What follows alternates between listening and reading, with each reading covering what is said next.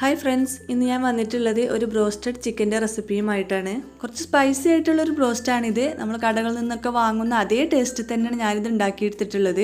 ഇതിനധികം ingredients ഒന്നും ആവശ്യമില്ല. നമ്മൾ വീട്ടിൽ തന്നെയുള്ള ചേരുവകൾ വെച്ചിട്ട് വളരെ പെട്ടെന്ന് ഉണ്ടാക്കിയെടുക്കാൻ പറ്റുന്ന ഒരു റെസിപ്പിയാണിത്. ഈ ബ്രോസ്റ്റ് പുറമേ നല്ല ക്രിസ്പി ആയിരിക്കും, അതുപോലെ തന്നെ ഉള്ളു നല്ല സോഫ്റ്റുമാണ്. നമ്മൾ റെസ്റ്റോറൻറ്റിലൊക്കെ പോയി കഴിക്കുന്ന ബ്രോസ്റ്റിനേക്കാളൊക്കെ ടേസ്റ്റിയാണ് ഇതിന്. അപ്പോൾ നിങ്ങൾ ഒരു പ്രാവശ്യം ഒന്ന് ഉണ്ടാക്കി നോക്കുക, അപ്പോൾ തന്നെ നിങ്ങൾക്ക് മനസ്സിലാവും ഇതിൻ്റെ ടേസ്റ്റ് എന്താണെന്നുള്ളത്. ഈ ബ്രോസ്റ്റ് ഉണ്ടാക്കിയെടുക്കാൻ വളരെ ഈസിയാണ്, അധികം ടൈമൊന്നും ആവശ്യമില്ല, പെട്ടെന്ന് തന്നെ നമുക്കിത് റെഡിയാക്കി എടുക്കാൻ പറ്റും. അപ്പോൾ easy and tasty broasted chicken എങ്ങനെ ഉണ്ടാക്കുന്നതെന്ന് നോക്കാം.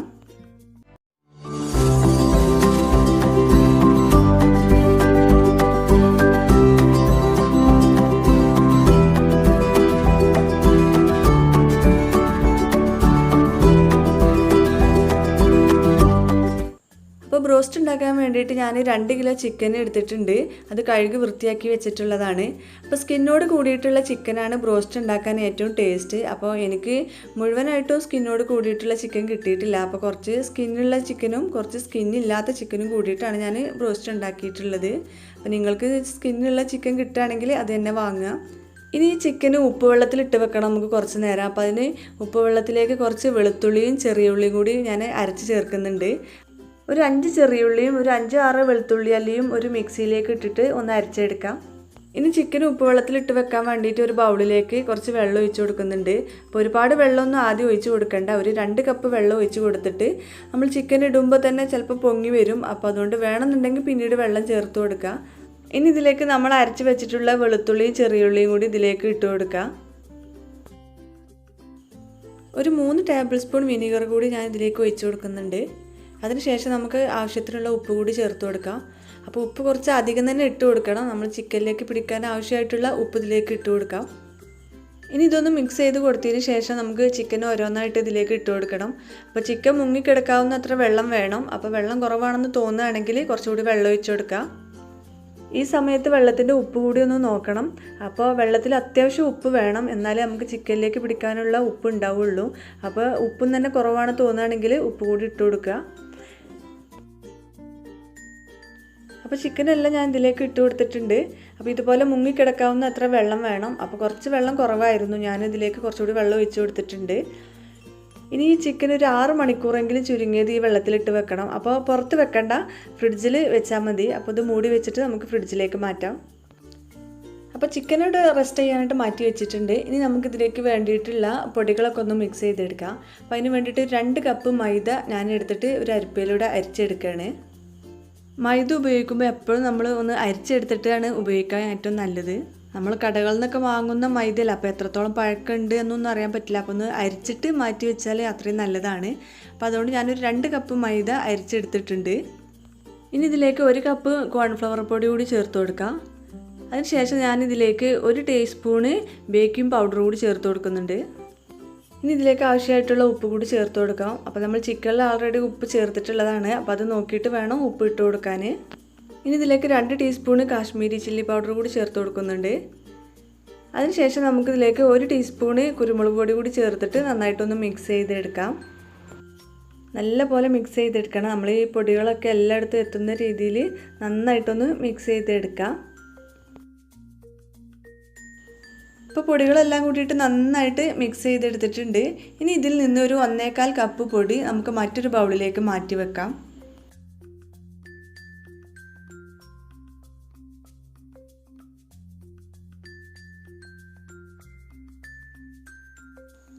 നമ്മൾ റെസ്റ്റ് ചെയ്യാനായിട്ട് മാറ്റി വെച്ചിട്ടുള്ള ചിക്കൻ ഇപ്പോൾ 6 മണിക്കൂറൊക്കെ കഴിഞ്ഞിട്ടുണ്ട്. ഇപ്പോൾ 6 മണിക്കൂറൊന്നല്ല, ഏകദേശം 8 മണിക്കൂറോളം ആയിട്ടുണ്ട്. ഇനി നമുക്ക് ഈ വെള്ളത്തിൽ നിന്നിത് എടുത്ത് മാറ്റി വെക്കാം. നമ്മൾ ഈ ചിക്കൻ എത്രത്തോളം കൂടുതൽ ടൈം ഈ ഉപ്പ് വെള്ളത്തിലിട്ട് വെച്ചാൽ അത്രയും സോഫ്റ്റായിട്ട് കിട്ടും. അപ്പോൾ കൂടുതൽ ടൈമായി എന്ന് കരുതിയിട്ട് പ്രശ്നമൊന്നുമില്ല. ചുരുങ്ങിയത് 6 മണിക്കൂറെങ്കിലും ഈ വെള്ളത്തിലിട്ട് വെക്കണം. ഇനി ഒരു മിക്സിയുടെ ജാറിലേക്ക് ഒരു 6-7 അല്ലി വെളുത്തുള്ളിയും പിന്നെ ഒരു സവാളയുടെ പകുതി കൂടി എടുത്തിട്ട് ചെറിയ കഷ്ണങ്ങളാക്കി ഇട്ട് കൊടുക്കുക. ഇത് നന്നായിട്ട് ഒന്ന് അരച്ചെടുക്കണം. അപ്പോൾ ഒരു 2 ടേബിൾ സ്പൂൺ വെള്ളം കൂടി ചേർത്ത് കൊടുത്തിട്ട് വേണം ഇത് അരച്ചെടുക്കാൻ. ഇനി നമ്മൾ മാറ്റി വെച്ചിട്ടുള്ള ആ 1.25 കപ്പ് മൈദ മിക്സിൽ അതിലേക്ക് 2 മുട്ട പൊട്ടിച്ചൊഴിച്ച് കൊടുക്കണം. ഈ മിക്സ് ആദ്യമേ റെഡിയാക്കി വെക്കരുത്. നമ്മൾ ചിക്കൻ ഫ്രൈ ആക്കാനുള്ള ടൈം ആകുമ്പോൾ മാത്രം റെഡിയാക്കി എടുക്കാൻ പാടുള്ളൂ. നമ്മൾ ചിക്കനൊക്കെ 6 മണിക്കൂർ റെസ്റ്റ് ചെയ്ത് വെച്ചതിന് ശേഷം മാത്രം ഇത് റെഡിയാക്കി എടുത്താൽ മതി. ഇനി ഇതിലേക്ക് 1 ഗ്ലാസ് വെള്ളം കൂടി ഒഴിച്ചു കൊടുക്കുന്നുണ്ട്. അപ്പോൾ ആദ്യം 1/2 ഗ്ലാസ് വെള്ളം ഒഴിച്ച് കൊടുത്തതിന് ശേഷം ഇതൊന്ന് മിക്സ് ചെയ്തെടുക്കണം. ഇനി ഇതിലേക്ക് കുറച്ച് വെള്ളം കൂടി ഒഴിച്ച് കൊടുക്കുക. അതിനുശേഷം നന്നായിട്ട് മിക്സ് ചെയ്തെടുക്കണം. അപ്പോൾ നമ്മൾ കുറേശ്ശെ ഒഴിച്ച് കൊടുത്തിട്ട് വേണം ഇത് മിക്സ് ചെയ്തെടുക്കാൻ. ആദ്യം തന്നെ ഒരുപാട് വെള്ളം ഇതിലേക്ക് ചേർത്തിട്ട് മിക്സ് ചെയ്തെടുത്താൽ ചിലപ്പോൾ ബാറ്ററി ലൂസായി പോകാൻ സാധ്യതയുണ്ട്. ഇനി ഇതിലേക്ക് നമ്മൾ അരച്ച് വെച്ചിട്ടുള്ള സവാളയും വെളുത്തുള്ളി ഉണ്ടല്ലോ അതുകൂടി ഒഴിച്ച് കൊടുക്കണം. ഗാർലിക് പൗഡർ ഓണിയൻ പൗഡർ നമ്മുടെ കയ്യിലുണ്ടെങ്കിൽ അത് ചേർത്ത് കൊടുത്താലും മതി. അപ്പോൾ എല്ലാവരുടെ കയ്യിലൊന്നും അതുണ്ടാവില്ല. അപ്പോൾ അതുകൊണ്ടാണ് ഞാൻ സവാളയും വെളുത്തുള്ളിയും അരച്ചിട്ട് ചേർത്ത് കൊടുത്തിട്ടുള്ളത്. വീട്ടിലെപ്പോഴും നമ്മുടെ കയ്യിലുള്ള ഇൻഗ്രീഡിയൻസ് വെച്ചിട്ടാണ് ഞാൻ ഈ ബ്രോസ്റ്റ് ഉണ്ടാക്കി എടുത്തിട്ടുള്ളത്. അപ്പോൾ അതുകൊണ്ടാണ് ഓണിയൻ പൗഡറും ഗാർലിക് പൗഡറും ഒന്നും ഇതിൽ മിക്സ് ചെയ്യാത്തത്. അപ്പോൾ നിങ്ങളുടെ കയ്യിൽ അതുണ്ടെങ്കിൽ നമ്മൾ പൗഡർ മിക്സ് ചെയ്തെടുക്കുന്ന ടൈമിൽ ഇത് രണ്ടും ചേർത്ത് കൊടുത്താൽ മതി. രണ്ടും ഓരോ ടീസ്പൂൺ വീതം ചേർത്ത് കൊടുത്താൽ മതി. നമ്മുടെ ബാറ്റർ ഈ ഒരു തിക്നെസ്സിലാണ് വേണ്ടത്. പറ്റ ലൂസാവാനും പാടില്ല, എന്നാൽ ഒരുപാട് തിക്കാവാനും പാടില്ല. ഈ ഒരു ലൂസിൽ നമ്മുടെ ബാറ്റർ റെഡിയാക്കി എടുക്കാം. ഇനി ഓരോ ചിക്കൻ പീസസ് എടുത്തിട്ട് ഈ ബാറ്ററിലൊന്ന് മുക്കിയെടുക്കാം. അപ്പോൾ നന്നായിട്ട് മുക്കിയെടുത്തതിന് ശേഷം അതിന് മുകളിലുള്ള ബാറ്ററൊക്കെ ഇതുപോലെ താഴേക്ക് ഒലിച്ച് ഇറങ്ങിയതിന് ശേഷം ഒന്ന് ഇതുപോലെ തട്ടി കൊടുത്തിട്ട് വേണം നമ്മൾ മൈദ മിക്സിലേക്ക് ഇട്ട് കൊടുക്കാൻ. നമ്മളിതുപോലെ മുക്കിയെടുക്കുമ്പോൾ ബാറ്ററി അധികം തിക്കാണെന്ന് തോന്നുകയാണെങ്കിൽ കുറച്ച് വെള്ളം ഒഴിച്ചിട്ടൊന്ന് ലൂസാക്കി എടുക്കാം. അതിനുശേഷം ഈ ചിക്കൻ ഈ പൊടിയിൽ നല്ലപോലെ ഒന്ന് പൊതിഞ്ഞെടുക്കാം. മൈദ മിക്സിൽ ചിക്കൻ നന്നായിട്ട് പൊതിഞ്ഞെടുത്തിട്ട് വേണം മാറ്റി വെക്കാൻ. അങ്ങനെ അടുത്തൊരു ചിക്കൻ പീസും കൂടി എടുത്തിട്ട് ഇതുപോലെ തന്നെ ചെയ്തെടുക്കുക. അപ്പോൾ ഒരു പ്രാവശ്യം ഫ്രൈ ആക്കി എടുക്കാനുള്ളത് മാത്രം ഇപ്പോൾ നമ്മൾ മൈദയിൽ പൊതിഞ്ഞെടുത്താൽ മതി. എല്ലാ ചിക്കൻ പീസസും ആദ്യം തന്നെ മൈദ മിക്സിൽ പൊതിഞ്ഞ് വെക്കരുത്. നമ്മൾ ഓരോ പ്രാവശ്യം ഫ്രൈ ആക്കി എടുക്കാനുള്ളത് മാത്രം ആദ്യം മിക്സിൽ പൊതിഞ്ഞ് വെച്ചാൽ മതി. അപ്പോൾ ഒരു പ്രാവശ്യം ഫ്രൈ ആക്കി എടുക്കാനുള്ള ഒരു 3-4 പീസ് മാത്രം ആദ്യം ഈ മൈദ മിക്സിൽ പൊതിഞ്ഞെടുത്താൽ മതി. അതിനുശേഷം നന്നായിട്ട് ചൂടായി നിൽക്കുന്ന എണ്ണയിലേക്ക് ചിക്കൻ പീസസ് ഓരോന്നായിട്ട് ഇട്ട് കൊടുക്കാം. എണ്ണ നന്നായിട്ട് ചൂടായതിന് ശേഷം മാത്രമേ ചിക്കൻ പീസസ് ഇട്ട് കൊടുക്കാൻ പാടുള്ളൂ. എണ്ണ ചൂടാവാതെ ഇട്ട് കൊടുത്താൽ ചിക്കൻ പീസസ് നല്ലോണം എണ്ണ കുടിക്കും. അപ്പോൾ അതുകൊണ്ട് നന്നായിട്ട് ചൂടായതിന് ശേഷം മാത്രമേ ചിക്കൻ ഇട്ട് കൊടുക്കാൻ പാടുള്ളൂ. അപ്പോൾ ഒരു ഭാഗം ചെറുതായിട്ടൊന്ന് ഫ്രൈ ആയി കഴിഞ്ഞാൽ നമുക്കിതൊന്ന് തിരിച്ചിട്ട് കൊടുക്കാം. ചിക്കൻ ഇട്ട് കഴിഞ്ഞാൽ പിന്നെ തീ ലോ ഫ്ലെയിമിലേക്ക് മാറ്റണം. ഹൈ ഫ്ലെയിമിലിട്ടിട്ട് ഈ ചിക്കൻ ഫ്രൈ ആക്കി എടുക്കരുത്. അങ്ങനെ ചെയ്താൽ ഉൾഭാഗം വേവാൻ പ്രയാസമായിരിക്കും.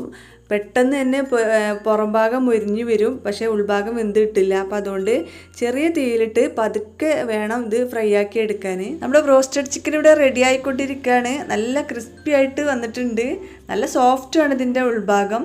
നമ്മൾ റെസ്റ്റോറൻറ്റിലൊക്കെ പോയി കഴിക്കുന്നതിനേക്കാളൊക്കെ ഏറ്റവും നല്ലത് ഇതുപോലെ തന്നെ നമ്മൾ വീട്ടിലുണ്ടാക്കി എടുക്കുന്നതാണ്. അപ്പോൾ ചിക്കൻ ഇതുപോലെ ഒരു ഗോൾഡൻ കളറായി കഴിഞ്ഞാൽ നമ്മൾക്ക് ഈ ചിക്കൻ എണ്ണയിൽ നിന്ന് എടുത്ത് മാറ്റാം. അപ്പോൾ ചെറിയ തീയിലിട്ടിട്ട് തന്നെ ഇത് വേവിച്ചെടുക്കാൻ ശ്രമിക്കുക. ഹൈ ഫ്ലെയിമിലിട്ടിട്ട് ഇത് ഫ്രൈ ആക്കി എടുത്താൽ പുറഭാഗം പെട്ടെന്ന് തന്നെ ഫ്രൈ ആയിട്ട് കിട്ടും, പക്ഷേ ഉൾഭാഗം വെന്തിട്ടുണ്ടാവില്ല. അപ്പോൾ അത് പ്രത്യേകം ശ്രദ്ധിക്കണം. ഇനി ബാക്കിയുള്ള ചിക്കൻ കൂടി ഇതുപോലെ നമുക്ക് ഫ്രൈ ആക്കി എടുക്കാം. അപ്പോൾ നമ്മുടെ ടേസ്റ്റി ആയിട്ടുള്ള ബ്രോസ്റ്റഡ് ചിക്കൻ ഇവിടെ റെഡി ആയിട്ടുണ്ട്. നല്ല അടിപൊളി ടേസ്റ്റാണ് ഇത് കഴിക്കാൻ. അപ്പോൾ എല്ലാവരും ഒന്ന് ട്രൈ ചെയ്ത് നോക്കണം. നമ്മൾ വീട്ടിൽ തന്നെയുള്ള ചേരുവകൾ വെച്ചിട്ടാണ് ഇത് ഉണ്ടാക്കിയെടുത്തിട്ടുള്ളത്. നമുക്ക് കിട്ടാത്തതായിട്ട് ഇതിലൊന്നുമില്ല. നമ്മൾ റെസ്റ്റോറൻറ്റിലൊക്കെ പോയി കഴിക്കുന്ന അതേ ടേസ്റ്റ് തന്നെയാണ് ഈ ചിക്കൻ ബ്രോസ്റ്റഡ് ഉണ്ടാക്കിയിട്ടുള്ളത്. അപ്പോൾ എല്ലാവരും ഒന്ന് ട്രൈ ചെയ്ത് നോക്കുക. ഈ ചിക്കൻ്റെ ഉൾഭാഗം കണ്ടില്ല, നല്ല സോഫ്റ്റ് ആയിട്ടുള്ളൊരു ചിക്കനാണ്. എന്നാൽ പുറമേ കാണാൻ നല്ല ക്രിസ്പിയാണ്. അപ്പോൾ നല്ല ടേസ്റ്റുള്ളൊരു ചിക്കൻ തന്നെയാണിത്. അപ്പോൾ ഈ ചിക്കൻ ബ്രോസ്റ്റഡ് എല്ലാവരും ഒന്ന് ട്രൈ ചെയ്ത് നോക്കുക.